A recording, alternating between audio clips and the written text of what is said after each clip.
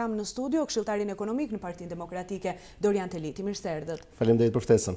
I dëgjuam së bashku disa nga pikat të cilat ka cituar sot dhe i është referuar Arben Ametaj, tashmë ish ministër, me cilën nuk bini dakord ose me cilën bini dakord?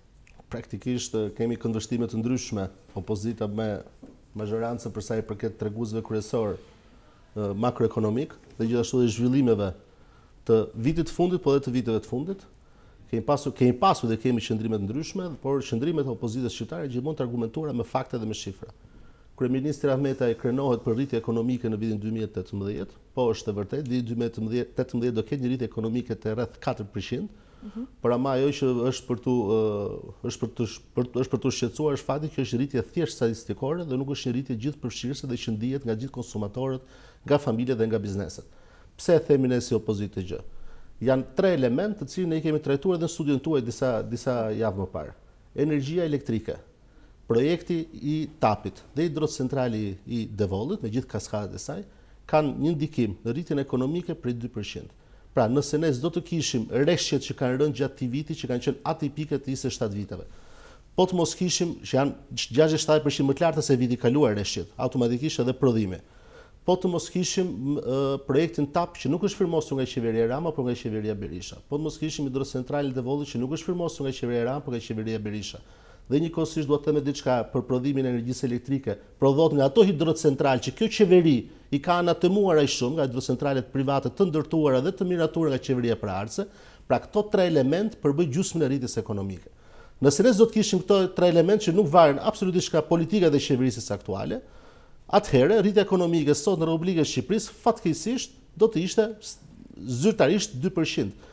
Pra rritja reale që prekin qytetarët shqiptarë, ajo që prek gjithë ekonominë, bizneset e vogla, të mesme apo të mëdha qofshin ato, që prekin çdo konsumator në Tiranë, në Kukës, në Saranë, në Vlorë, në Shkodër apo në Korçë qoftë ai, është një rritje ekonomike afërsisht të nivelit për 2%.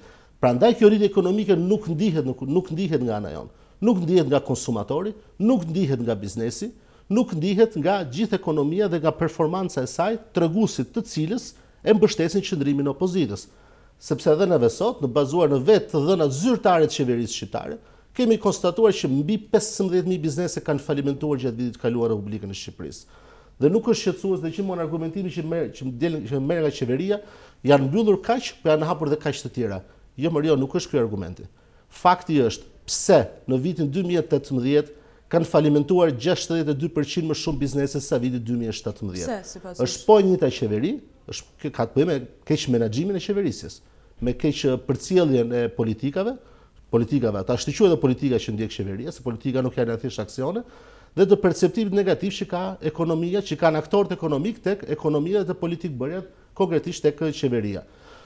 Është e vërtetë që gjithmonë do ketë biznese që do hapen dhe biznese që gjithmonë do mbyllen. Është një realitet që ndodh jo në Shqipëri, po ndodh në çdo vend të botës, në çdo vend që ka një ekonomi tregu të hapur, funksional siç është Shqipëria.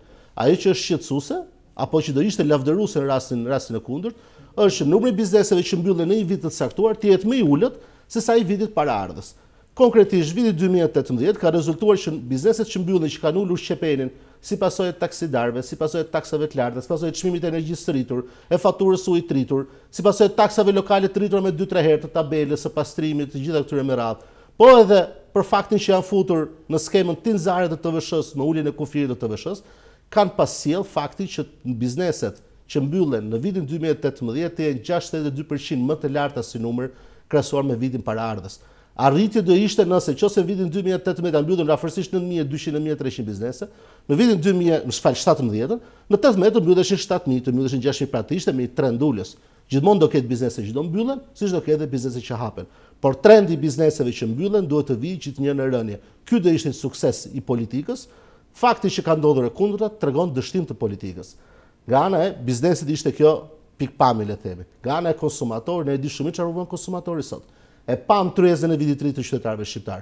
Vetë televizioni juaj ka bërë me 10 kronika për sa i përket se çfarë konsumuan qytetarët shqiptar dhe i pam ato qeset e vogla që kishin në duar ty që nuk i mbushin dot se s'kishin para në xhepin e tyre. Pra ti shesësh sapunin për djathtë qytetarëve shqiptar ka mbaruar ajo kohë. Sot është koha e konfrontimit me realitetin. Dhe realitetin e jetojnë qytetarët dhe bizneset që e prekin dita ditës në le të themi në kurrizin e tyre, fatkeqësisht. Dhe kjo është arsyeja të cilës qytetarët shqiptar gjithnjë më të shumt po largohen nga Shqipëria apo duan të largohen nga Shqipëria. Jo më kot janë studimet e institucioneve ndërkombëtare që thonë 80% e shqiptarëve, pra çdo 5 persona 4 duan të largohen nga Shqipëria. Jo më kot dhe sot fakti i humbjes së shpresës dhe mospasjes së shpresës për një zhvillim të ekonomisë shqiptare dhe në të ardhmen, nuk duan më sot vetëm të ikin nga Shqipëria ata që nuk kanë një vend pune fatkeqësisht, po duan të ikin ata që janë përfaqësuar shtresës mesme, mjekët, infermierët, ekonomistët, juristët, inxhinierët, duan të ikin jashtë Shqipërisë, pra ata që kanë një të ardhur në Shqipëri, që kanë një vend pune në Shqipëri, që kanë ngritur një ekonomi familjare sado të vogël, por e kanë ngritur dhe jetojnë, ja kanë dalë në banë gjatë këtyre viteve, tashmë ata shohin të pashpresë të vend. Këto janë statistikat zyrtare reale, ato të prekshme për qytetarët shqiptar. Të thuash që ka rritje ekonomike, po statistikisht ka. Po shprej rreshjeve që i prodhojnë toj dorë centrale që ju i keni sharë, zoti ministër bashkë me kryeministrin, është si pasojë e tapit, të cilin nuk i keni firmosur, ka firmosur kryeministri Berisha, është si pasojë e hidrocentralit Devot me gjithë 4 kaskadet e saj, që nuk e ka firmosur, ka firmosur kryeministri Berisha. Pra, të jemi qartë dhe konkret. Fakti sot është që rritja zyrtarisht do të jetë 4%, por është rritje statistikore dhe nuk është rritje cilësore dhe gjithëpërfshirëse. Përkundrazi, ne do të kishim ndier atë në xhep ata, do kishim ndier në ekonominë. Dhe ne sot ndjejmë totalisht të kundërtën. A është vërtet borxhi publik në nivelin 63.6%? Absolutisht. Kontrolli i lartë i shtetit, ne kemi qenë dëshmitar të një debati që ka ndodhur në Komisionin e Ekonomisë dhe Financave këtu disa muaj më parë, në muajin shtator konkretisht, për debatin që ishte midis kontrollit të lartë shtetit dhe Ministrisë së Financave për sa i përket shifrave të borxhit. Ministria e Financave nuk është e thjeshtë të mbash kontabilitetin e shtetit, mund të ndodhë edhe gabime teknike, por në momentin që ty verifikohen dhe kontrollosh nga kontrolli i lartë i shtetit, i cili konstaton gabimet që mund të jenë bërë edhe nga ana njerëzore, themi të drejtën, duhet automatikisht të reflektosh në tabelat e zyrtare, themi fiskale të shtetit shqiptar. Fakti që nuk u reflektuan tregon, le themi në thonjza keqa dashje që kishte vetë qeveria shqiptare, vetë Ministria e Financave, për të mbajtur zyrtarisht në kontroll deficitin dhe borxhin publik, po jo atë real. Pra jemi në një skenar të ngjashëm, jo shumë të ngjashëm, por le të themi kemi ato aspektet e para të skenarit grek të tua 10 vite dhe 15 vite më parë, ku fshiheshin të dhënat zyrtare me qëllim për të dalë në sy të publikut për të thënë që kemi arritur objektivat. E përsëris prap, sot borxhi publik afërsisht është në masën afërsisht 70%, dhe e shohim zyrtarisht sa do jetë pas afërsisht 3-4 javësh. Bazohemi thjesht në deklaratat e ministrit të Financave dhe njëkohësisht do të presim edhe raportin e kontrollit lartë shtetit, por një gjë do të jemi të sinqert me qytetarët që po na ndjekin. Në atë borxh publik nivel borxhi nuk përfshihen kontratat koncesionar të partneriteti publik-privat, për të cilat dhe Fondi Monetar Ndërkombëtar, edhe Banka Botërore, por edhe Banka e Shqipërisë, një pak të institucionet pavarur që kanë ngelur në vendin tonë, i kanë rekomanduar qeverisë shqiptare që duhet llogaritet si borxh. Me të thjeshtin koncept që a është një borxh i marrë nga ana e qeverisë shqiptare që do të paguhet nga ana e taksapaguesve, që do të paguhet nga buxheti i shtetit? Po. A është një borxh i marrë në emrin tonë si qytetar? Po. Atëherë merre, kontabilizojnë në tabelat fiskale, tabelat buxhetore, kontabilizojnë në thesar të shtetit dhe borxhi sot do të ishte mbi 80%, do ishte afërsisht 82-83% e produktit brendshëm brut. Shifër alarmante. Fakti që sot neve jemi të fundit në rajon për thithjen e investimeve, sepse nuk foli gjë ministri i Financave për klimën e biznesit. Edhe Banka e Shqipërisë, edhe Banka Botërore, me raportet e saj zyrtare, kombëtare dhe ndërkombëtare, ka konstatuar që ne jemi në rënje të klimës biznesit. Nuk foli gjysmëllafi ministri i Financave për sa i përket të stresave në nevojë. Nuk foli për 30.000 familjet e përjashtuara nga ndihma ekonomike. Nuk foli për gjithë kontratat abuzive të koncesionarit PPP-s. Nuk foli për kontratën e UNAS-s ku ka parashikuar dhe vitin e ardhshëm të japë 12 milionë euro të tjera. Në ato kontrata ku ne e pam shumë mirë në dritën e diellit që ishte kontratat me dokumente të falsifikuara. Për këto duhet të jepte përgjigje ministri i Financave. I ka shmangur qëllimisht mendoni këto sektor apo? Patjetër që i ka shmangur çdo politikan. Në fatkeqësisht gjatë 27 viteve të fundit gjithmonë tenton të shprehë gjithmonë aspektet pozitive. Ministri i Financave ka një detyrë kushtetuese, e cila është, le të themi, çdo vit është traditë që del ministri i Financave në fillim vitit dhe bën analizën e vitit të kaluar. Megjithatë, unë shtyj domethënë që çdo kush që ka të pozicion me dekretën e ardhmen të mbajë gjithmonë një aspekt konkret dhe realist, pasi llafet e tepërta sot nuk pin më ujë. Çfarëdo që thuash, qytetarët e bëjnë vetë analizën e tyre dhe e ndjejnë vetë konkretisht se çfarë po ndodh. Nuk ka çfarëdo që thot ministri i Financave aktual apo ministri e ardhshme, 15.000 biznese kanë falimentuar, e kanë mbyllur shepenin. Janë të paktën 30.000-40.000 familje mbrapa këtyre bizneseve që kanë vuajtur dhe që kanë ngelur sot pas 100 ark xhepin e tyre, vetëm si pasojë politikave të ndjekur gjatë vitit 2018. A do falimentojnë disa prej tyre? Po, më do falimentojnë disa prej tyre. Nuk është të thënë që neve do të jemi në vendin perfekt, nuk kemi askënd për të qenë ndonjëherë, në një vend ku bizneset nuk do të falimentojnë, por e përsëris, trendi i falimentimit duhet të jetë gjithmonë në rënje. Pra do ishte sukses i mazhorancës aktuale, nëse bizneset falimentuara do të ishin poshtë nivelit 8000 dhe njëkohësisht është dështimi i mazhorancës aktuale, fakti që kemi një dështim të një falimentim mbyllet shqiptare praktikisht të bizneseve në masën 15.340 biznese. Janë njerëz mbrapa, janë sipërmarrës të vegjëlit të mesëm, kanë investuar paratë e tyre, kanë investuar djersën e tyre, kanë investuar kohën e tyre dhe sot janë mes katë rrugëve pa asnjë shindar, as për ushqim, as për paguar energjinë, as për paguar faturën e ujit, të tëra të rritura, as për paguar arsimimin e shtrentuar, as për paguar transportin e shtrentuar e kështu me radhë. Pra jetesa shtrëntohet ditë ditës, qytetarët në vjet përgjithshëm varfërohen ditë ditës. Kemi sot një shtet më të varfëruar, po kemi fatkeqësisht shtetar më të pasur. Nga 1 janari ka hyrë në fuqi vendimi i qeverisë edhe për rritjen e taksës së pronës. Si ndikon tek bizneset? Kosto shtesë. Çdo kosto shtesë është rëndon në faturën financiare që do përballoj biznesi në një harë kohor të 1 muaji, 3 muajve, 6 muaj apo të 1 viti. Janë kosto shtesë të cilat biznesi o do t'i suportoj vetë, duke ato pak dhjam që ka ta konsumojë duke mos ngelur asgjë për konsumuar për familjet e tyre, ose ka për të shkuar në rritje të çmimeve. Tregu shqiptar, duke qenë se ka shumë biznese të vogla, sidomos të cilat operojnë në gjithë territorin, themi jo vetëm Tiranës, por të gjithë Shqipërisë, dhe konkurenca është mjaft e egër midis tyre, ka për tentuar që rritja e çmimeve, gjithë kjo kosto shtesë nuk ka për të shkuar kryesisht në rritje të çmimeve, një pjesë vogël e sa të shkojë rritje të çmimesh, pjesën tjetër ka për ta përballuar nga fitimet, pra do uli fitimet e veta. Një kompani, një biznes i madh i vogël apo i mesëm qoftë ai, edhe një biznes familjar, më pak fitime të marrë do thotë që ka për të investuar më pak. Më pak investime do thotë më pak mundësi për të ardhur për ta përmirësuar, për të qenë më i suksesshëm dhe për ta zgjeruar biznesin e tij. Dhe më pak këto mundësi pozitive, aq më shumë rritet mundësia e dështimit dhe falimentimit. Dhe s'do jetë çudi që vitin e ardhshëm, nëse vazhdojmë përsëri me këtë mënyrë qeverisë dhe me këtë qeveri, edhe viti 2019 ka bërë më katastrofik se viti aktual, ku neve do të përballemi me sfida jo thjesht më të biznesit të vogël të falimentimit tyre, por edhe me sfidat e si do të ushqehet ekonomia shqiptare. Se sot ekonomia shqiptare mbahet në këmbë nga tapi, nga hidrocentrali Devollit, mbahet në këmbë nga reshjet, por supozojmë se rastin, jo supozojmë, po supozojmë se nuk do ketë reshjet, siç kanë që viti 2018 në vitin e ardhshëm, dhe me që faktit që në 2019 ka për të përfunduar dhe projekti tapi dhe projekti i hidrocentralit Devollit, me çfarë do të ushqehet ekonomia shqiptare? Kemi për të shkuar në një trend rënës të rritjes ekonomike. Dhe sa më shumë të ulet trendi i rënës së rritjes ekonomike, aq më shumë ne kemi për të ndjerë efektet negative, pasi Shqipëria është një vend i vogël në një treg të madh global.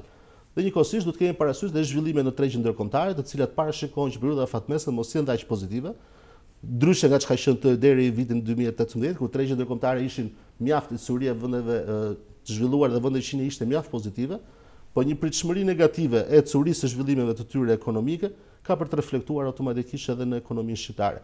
Pra gjithë këto elementë i bëjnë sfidat akoma edhe më të mëdha që në këndvështrimin e opozitës, qeverisja aktuale nuk ka, le të themi, kapacitetet dhe nuk ka integritetin e duhur për të përballuar dhe për të dhënë përgjigje këtyre sfidave. Do të flasim edhe për zgjidhjen që jep Partia Demokratike, por do doja të qëndronim edhe pak tek bastet online. Shumica e pikave të lojrave të fatit janë mbyllur. Kryeministri Rama po e trumpeton edhe në rrjetet sociale si fitore të madhe. Me këngë edhe me daulle kësaj radhe, po. Po, në fakt ka përdorur edhe memet dhe të gjitha videot që qarkullojnë në rrjetet sociale nga të rinjt. Vetë ministri Ametaj deklaroi se janë duke u mbyllur IP-të e basteve online. A është ky proces që duhet kishte përfunduar apo tani duhet fillojë nga data 1 janar që në fuqi ligji për lojrat e fatit? Ky është një proces i cili parimisht do të kishte përfunduar, pra do të kishim lojra fatit, do të thotë se ligji ka hyrë në fuqi që para 4 ditësh, as online, por ajo që është çështja më e madhe nuk është thjesht fakti që nga 1 janari nuk kemi më lojra fatit në Shqipëri. Është pyetja që do të ngrejë gjithë neve është nuk do ketë më lojra fati, pra u eliminuan komplet skema e lojrave të fatit apo u shtetëzuan lojrat e fatit. Po të marrim legjislacionin që ka miratuar kryeministri, ministri financave me gjithë shtatet e 273 noterët e tjerë në kuvend, sa zyra më e madhe notariale, ngrejnë do të kartonet. Ajo po të shohim atje, hyri kur shkoi projekt ligji në parlament ishte për eliminim komplet të skemës së lojrave të fatit. Okej, dakord.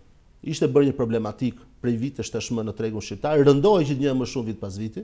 Nëse përpara ishte në dorë të thojza të biznesmenëve, tashmë sipas vetë deklaratave të kryeministrit kishte rënë në dorë të kriminalëve, dhe nuk është faji i qytetarëve, është faji i qeverisë. Që pse la një skem gjatë 5 viteve të qeverisjes të ishte në dorën e personave jo të dëshiruar për ligj ose jo respektues për ligjin. Por përdor terminologjinë e kryeministrit. Është përgjegjësia e tij të japë përgjigje për të gjë. Por ama në Komision të Ekonomisë dhe në seancë plenare nuk u miratua mbyllja totale e lërave të fatit. U miratua shtetëzimi i tyre. Pra ç'do thotë? Do thotë që nëse kryeministri Rama do vazhdojë bashkë me qeverinë të vazhdojnë detyrën e tyre dhe pas zgjedhjeve lokale, që me pak gjasa ka për të ndodhur, se me shumë mundësi do të kemi rënje dhe zgjedhjet parakoshme. Megjithatë nuk është çështja aspekt që mund ta diskutojmë në këtë studio, atëherë në muajin shtator na siguroj që ne do të jemi duke diskutuar në këtë studio koncesionin e radhës partneritetit publik-privat në skemën e lërave të fatit. Se kush do jetë, se cili do jetë, se cila skemë, se kush do e marrë, si do e marrë dhe kujt do ja japin, kur do ja japin, këto do na sqaroj le të themi ka për të bërë më i qartë ky vullnet i qeverisë i hershtur sot, i fshehur sot, po që do bëhet publik gjatë muajve të ardhshëm. Pas muajve të verës, ju asiguroj që ne do jemi përsëri të studio për të diskutuar se çfarë po ndodh dhe kush do e marrë në dorë skemën e lërave të fatit. E përsëris, qeveria nuk vendosi mbylljen e lërave të fatit, vendosi shtetëzimin e tyre. Pra hoqi dorë, nuk u shpreh, pra dish dhe vendosi. Kjo skemë nuk ka për të operuar nga sektori privat, pra nga biznesmen privat, por ka për të operuar, ka për të zbatuar nga një le të themi strukturë shtetërore. Se cila do jetë kjo strukturë shtetërore, a do të japë me koncesion apo jo? Këtë ja le muajve të ardhshëm, ju asiguroj që fatkeqësisht mund të shohim surpriza të pakëndshme. Do të qëndrojmë edhe në një argument të fundit, 15.1 miliard lekë rimbursim për TVSH-n për disa biznese, deklaroi ministri Ametaj, por ndërkohë nga ana tjetër për Fox News kanë reaguar disa përfaqësues të biznesit duke deklaruar se kjo nuk është e vërtetë. Çfarë di Partia Demokratike dhe ju personalisht? Unë dua të them vetëm një shifër, në fund të vitit 2017, jo të 18-s, në fund të vitit 2017 ishin 11 miliard lekë TVSH detyrime që shteti ja kishte bizneseve. Të pashlyera. Të pashlyera. Pra ajo që ka bërë qeveria, çfarë është? Ka shlyer gjatë 2018-s, ka shlyer 2017-ën në supozim, në parim, dhe ka shlyer edhe 4 miliard, gjithmonë duke marrë të shifrën të vërtetë, shifrën e kryeministrit, shifrën e ministrit të financave. Duke marrë të vërtetë që është kjo. Duke supozuar të vërtetë, ka shlyer vetëm 4 miliard. Njëkohësisht në anën tjetër, detyrime që mund të jenë për sa i përket rimbursimit të TVSH, TVSH e krijuar e detyrueshme për të rimbursuar sipas parimeve fiskale të legjislacionit fuqi, afërsisht llogaritë në mas midis 15 dhe 20 miliard lekëve. Pra, edhe kompanitë që kanë dalë dhe bizneset që kanë dalë dhe që kanë reaguar, kanë bërë shumë mirë sepse e kanë parë që kjo është një tallje rishtazi e fundit në deklaratat e fundit ministrit të financave, i cili thotë kemi shlyer, por ama çfarë kanë shlyer? Kompanitë janë aty. Kompanitë kanë detyrime për i paguar shtetit dhe i kanë paguar ato. Së ndryshe i shkojnë taksidarë dhe i qethin kokën dhe ja masin shumë mirë atë le themi hapin se ku ata duhet të shkojnë. Kurse në anën tjetër, qeveria ka dhe ajo detyrime për të rimbursuar tatimin e vlerësuar, aksizën e kështu me disa zëra të ndryshëm, nuk e ka bërë të rimbursim, prandaj dhe kompanitë kanë reaguar. Megjithatë, unë ftoj gjithë të shoqatat e bizneseve, të cilët të bëjnë një deklarim sa më të shpejtë çfarë detyrimesh ka shteti shqiptar ndaj tyre për sa i përket rimbursimit të TVSH-s, aksizave dhe gjithë zërave të tjera. Është informacion që vetëm ato mund na japin konkretisht dhe zyrtarisht, pasi nga drejtoria e përgjithshme e tatimeve shpeshherë nuk merr informacion dhe ky nuk është informacion i publikuar, për cilin neve mund të jemi në të studio të flasim me shifra konkrete dhe reale. Por shqetësues është fakti që gjatë vitit 2018 qeveria ka shlyer detyrimet e vitit 2017, por gjithë zhvillimet e vitit 2018, po gjithë TVSH-ja e kreditueshme që nuk është paguar, që është akredituar biznes, por nuk është paguar atyre konkretisht, por nuk i ka kaluar në llogaritë e tyre, kur ka për të paguar? Dhe ministri i financave tha sot diçka konkretisht, nuk e tha në fjalën e tij, por e tha pas pyetjeve që i kishin bërë, që i bën gazetarët. Tha që neve kemi detyrime të prapambetura, por megjithatë do të shohim, do t'i vlerësojmë. Kto janë deklarata boshe. Thuaj masat konkrete se çfarë dhe kalendarin konkret kur ke për të paguar parat, detyrimet që i ke ti ndaj bizneseve. Nëse ti i kërkon biznesit të paguajë në kohë, ndryshe i vendos kamatvonesën dhe për tepër i vendos edhe gjobat, pasi ka kaluar fati kamatvonesën, edhe në rastin konkret i ke detyrimin si shtet, sepse janë dy palë, biznesi dhe shteti, janë të dy palë duhet të respektojnë kushtet le të themi të marrëveshjes së tyre të bashkë ekzistencës në tregun ekonomik. Fakti sot është që neve nuk do të çuditemi sikur kompanitë të gjejnë vlerë midis 15 dhe 20 miliard lekësh të reja, detyrime të krijuara gjatë vitit 2018 për të rimbursuar, për të cilat ministri i financave sot fatkeqësisht neve nuk na dha përgjigje. Na dha përgjigje çfarë kanë bërë në 2018 për detyrimet e 2017-s. Po çfarë ka bërë në 2018 për zhvillimin e 2018-s? përgjigja nuk ishte aty brenda. Ju bëni panoram të situatës ekonomike në vend dhe parashikoni si këshilltar ekonomik se qeveria do të bjerë ose do të ngrihet një qeveri tjetër teknike. Cili është programi apo plani i Partisë Demokratike për të dalë nga situata që ndodhet vendi në këto momente? Partia Demokratike ka shumë qartë planin e saj. E ka deklaruar, i ka qëndruar, ka 3 vjet të cilë e ka mirë strukturuar një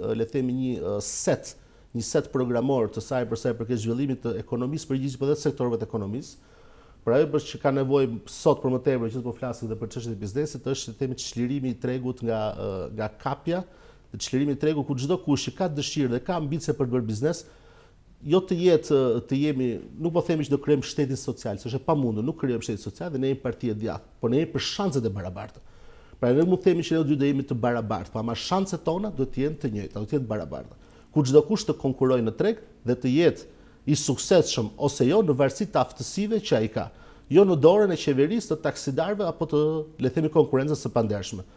Dhe kjo si bëhet sot me kushtet aktuale që ka ekonomia shqiptare, me kushtet aktuale që ka tregu shqiptar, me informacione po edhe me formatimin e vetë aktorëve të tregut, pra edhe biznesit, po edhe qeverisë qendrore, po edhe të konsumatorëve, sot është e nevojshme dhe sipas praktikave më të mira ndërkombëtare që kanë kaluar situata të ngjashme me Shqipërinë, është e nevojshme një reduktim i ndjeshëm i taksave, hapi i parë, me qëllim përmirësimin e klimës së biznesit, rikthimin e Shqipërisë në vëmendje të bizneseve ndërkombëtare, gjë e cila do rriste edhe le të themi edhe investimet e brendshme, sepse klima është e përgjithshme, implementimi i taksës shesh 9%, ulje të kostove të biznesit duke filluar që me koston e karburantit, me abolimin le të themi pothuajse të plot të taksës qarkullimit, rritja të kufirit të TVSH-s deri në 120 milion, 20 milion s'është sot të vjetra, po 120 milion të vjetra, dhe aty ne kemi për të parë një çlirim të tregut. Praktikisht do kemi edhe një formalizim shumë të lartë, s'do ketë më fri biznesit vogël të shtypi kuponin se kaloj kufirin, po ka për ta shtypur atë se ka ku do ketë kufirin 120 milion lekë të vjetra. Dhe ketë kufirin pothuajse 400.000 lekë xhiro në ditë. Gjë që një biznes nuk e bën 400.000 lekë xhiro në ditë, pra nuk do ketë më problemin atë frikën ose atë ndrydhje në brendshme që mos shtyp kuponin që mos e kaloj kufirin, pasi s'do ketë më të problem. Dhe duke shtypur kuponin, ai do marrë edhe faturën tatimore, dhe duke marrë faturën tatimore formalizohet tregu, dhe duke formalizuar tregu rritet edhe të ardhurat në buxhetin e shtetit, pra të dyja palët dalin të fituara dhe shteti merr më tepër të ardhurat, sepse bëhet formalizim, por edhe biznesi është më i çliruar, dhe ajo që është pastaj sfida akoma dhe më e madhe është çlirimi i tregut nga dara e oligarkëve. Janë qindra milionë euro, sot po flasim për miliarda euro, kemi mbi 2 milion euro kontrata të lidhura që parashikohet shkojnë 3 gjatë muajve në vijim, afërsisht 3 miliardë euro kontrata të lidhura për disa projekte koncesionare ku ne kemi parë shumë se çfarë projekte janë ato. Janë kontrata shërbimi në shëndetësi totalisht të dështuara, kosto për gjithë ne qytetarët shqiptar, se ne i paguajmë fund fare, apo kemi kontratat e ndërtimit të akseve rrugore me vlera marramëndse të papara në historinë e Europës. Vende shumë të zhvilluara se ne, me standarde shumë të larta ndërtim, me standarde sigurie akoma dhe më të larta se tonat, me disa element specifik shtesë që neve nuk kemi nevojshme, po për fakt sepse kemi një klimë të butë, ndërkohë që ata nuk e kanë klimë të ftohtë, pra që nga sistemi ngrohjes, janë disa aspekte teknike, autostradat më të shtrenjta në botë, me gjithë to, le të themi, gjithë karakteristikat e këtyre projekteve 3D që ne kemi parë, pra mbi kalime, nën kalime, kanë arritur shifra maksimale të 10, 11, 12 milion euro kilometri linear. Kur sot në Shqipëri jemi në masën në nivele të dyfishuara. Kemi akse rrugore të kontraktuara me 22, 23, 24 milion euro. E pa imagjinueshme. Kujt janë to para? Janë të qeveritarëve? Jo, tonat janë. Qytetarëve shqiptarë, të bizneseve ndershme, të atyre bizneseve që falimentojnë, të atyre bizneseve që nuk falimentuan ndoshta në 2018, po do i mbyllin sheperet tash në vitin 2019, janë parat e qytetarëve shqiptarë. Çliroi ekonominë, uli taksat, përmirëso klimën e biznesit, mos çomë taksidarët në dyert e biznesit, po të vendosin pullën tek xhami i tyre dhe mos futet më njëri brenda. Hiq abuzimin në parat publike, parat e qytetarëve shqiptar, ju asiguroj që situata nuk bëhet ideale, nuk mund të themi të bëhet Shqipëria si shprehje që kemi pasur që bëhet Shqipëria si Zvicra, jo, por të asiguroj të jetë një Shqipëri shumë e mirë se sa sot. Duhet mirë menaxhim, duhet dëshmëri dhe këto ju asiguroj që ne i kemi si ekip ashtu edhe si program. Teliti, faleminderit shumë për këtë. Faleminderit ju për ftesën, gjithmonë kënaqësi të student tuaj. Faleminderit. Do të shkojmë tani në publicitet.